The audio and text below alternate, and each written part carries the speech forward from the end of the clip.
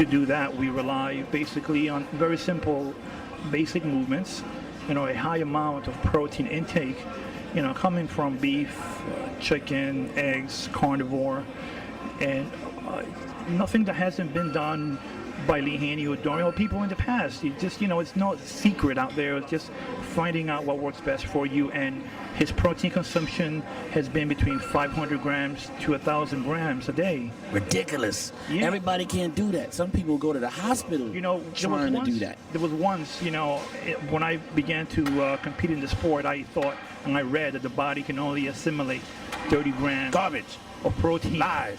per meal. If that were the case, if I eat 6 meals a day, that would be 180 grams. It would be impossible to get that huge. There are times in the day that your body can consume more, like after training or in the morning. Therefore, breakfast, you're breaking a fast, you can eat more protein and more carbs. And in this growing phase, to get up to 300 pounds in this condition, he couldn't eat 200 grams of protein. His body needed that much. He ate what he needed, which was between 500 to 1,000 grams, and it varied. Thank God for carnivore muscle meds. It varies. Sometimes his metabolism would allow him to eat 4 or 5 meals. Sometimes it would be 8, so 7 meals.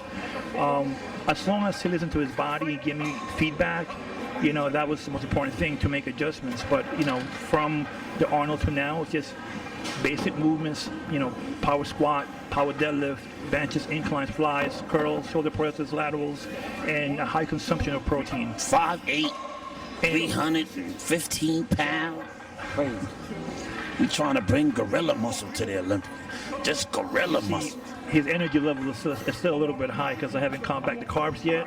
But in a week or two, it'd be like Zombieville. Yo, where do I live, Oscar? What's my address? Typical training split is usually how it feels. Man, how many times has Oscar said, okay, dude, we're going to do 3 days on, 1 day off, or we're going to do 2 days on, 1 day off, train, put your heart and soul in what you're doing, and end up walking out of there and realizing, oh my God, we need another day to recover, and that's what all those special effects behind the scenes that make muscles recover extraordinarily, incredibly ahead of schedule. Thank God for muscle meds. Thank God for my carnivore. So we end up taking another day off, or 2 days. It's actually a variation of both. It's variation of high intensity and variation of volume. It's not too volume with low intensity, and it's not too much intensity with low volume. It's more like 10 to 20 sets per body part, depending on the body part. And just, the last few sets go very, very intense. So we're not a big believer of high volume or extremely high intensity with 1 set or 2 sets to failure. Not gonna happen. I'm not giving all my secrets away. So that's why when you ask for a training split, there's nothing written on stone, we don't work with the 7-day calendar because your muscle doesn't know when it's Sunday or Monday or Tuesday. We train usually 2 or 3 days, take either the 3rd or 4th day off. Dude, I think I'm gonna cut your carbs back tomorrow, dude. You got way too much damn energy, man. And we just finished training today too.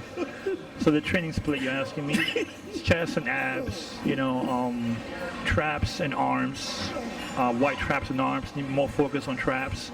And we found that's the way that works best for him. 3rd day is off. Then we do shoulders, and then back, then take a day off, and then do legs, and take a day off, and we continue that way. Yeah, the coleman MD is called the Bodybuilding Alchemist. It's all about, the mindset and what it takes to achieve your goal and your dream, and the steps and the principles that I believe, are the quickest way to get to the top in any endeavor, specifically in the sport of bodybuilding. I was fortunate enough to work with Evan for a short period of time, and in that short period of time, he understood, mentally his preparation this time around was a lot better than it ever was. He was at a good place, and most of all, he believed in everything that we were trying to accomplish. And the psychological part is the biggest part, because everybody has access to the gyms. Everybody has access to the right food, the right supplements. So then really if everybody has access to everything, has very similar genetics, what is the underlying factor that determines between why someone is able to excel and why someone is not? It's the mind factor. So I go into the mind and how important it is to mentally prepare, for success and victory, how important, how key the mind is. And if your mind is right, then it's over, it's done. Well, mentally, to make sure in his mind that, victory and success is something that is real, something that is believable, something that is achievable, something that he can mentally see. Before you are able to go anywhere, you got to be able to see it in your mind. And if you can see it clearly, and you can picture it, and you can smell it, and you can taste it, it makes it that much more easier for you to train, to diet. And there's a lot of visualization techniques that I've used, and a lot of other mental dynamics that went into the actual psyche and mental prep for those 2 weeks at the Arnold. But Kai said it many times before, it was like a walking meditation, because it was hard, yes, it was intense, yeah, he dieted very hard, and even the cardio was intense, but in his mind he only saw and envisioned the end result as it was already done. He already envisioned winning, it was already done.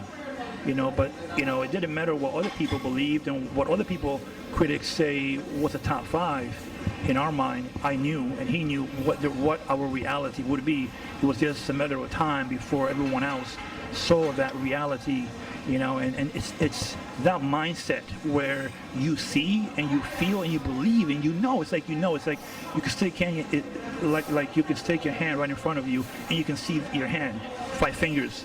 Well, that's how clear you should be able to see your goal. And if you're able to see your goal that clear, the diet, the training, the posing, the cardio, all those things all lined up in order, you just see the end result.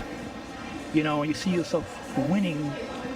Everything else eventually straightens out itself as you stay focused, you stay disciplined, and you make sure each day is a perfect day eating, perfect day training.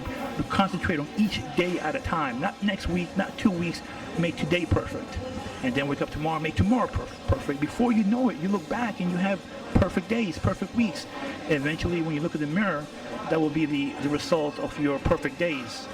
So that was the prep that we went through before the Arnold. It's a little more involved, but that's much more like an overview of what we did. The posing routine he did at the Arnold, he never did it once, practiced it. He drew each pose over and over in his mind. He visualized himself doing that day, and every time he would nap or he would wake up, he would draw each pose. Mentally, he would go through it over, as if he had done it physically. It was just a matter of time before he went on stage and executed, just like he did in his own thoughts, in his own mind. It would take a person, a lot of training, but Kai has been competing since 1991. He's done more shows, I believe, than the Olympia competitors coming up, and I think he's very much prepared for the task that's in front of us. I believe, he qualified in 2007 after the Colorado win. He qualified last year after the New York Pro win, and it was now, that we both feel he's 100% ready to be among the best and to be the best in the world, right? Well, everybody getting ready for an event, has to have a goal in their minds. Maybe they feel going to the Nationals the first time, their goal is a top 5, or doing the Olympia for the first time, their goal is, top 5. For the next 8 weeks, I'll be putting Kai through the hardest training, the hardest diet, the hardest mental prep he's ever endured. So to that, I feel that he'll be prepared both mentally and physically to be the best man on that stage. And when we prepare for anything, we prepare for victory. You know, Kai has the most amazing discipline. He's like a pit bull, you know, his mind.